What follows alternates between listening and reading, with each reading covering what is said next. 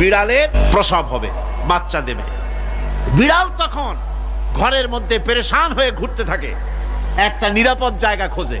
প্রসব করার 2-3 দিন আগের থেকে খুঁজতে থাকে তার জন্য নিরাপদ জায়গা কোনটা। এরপরে খুঁজতে খুঁজতে প্রসবের দিন সে সত্যিকারের ঘরের মধ্যে সবচাইতে কোনা কানা জায়গা যেটা, সেই রকমের একটা নিরাপদ জায়গা সে বেছে নিল। এরপরে বাচ্চা হলো।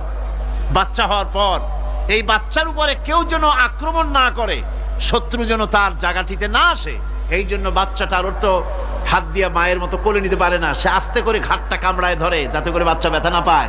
ওইভাবে করে ঘাড় কামড়ায় ধরে আজকে এই সিঁড়ির নিচে, কালকে ওই খাটের নিচে, পরশুদিন এই আলমারির কোনায়, এইভাবে বাচ্চাগুলি সরায় সরায় রেখে বাচ্চাকে প্রতিপালন করে।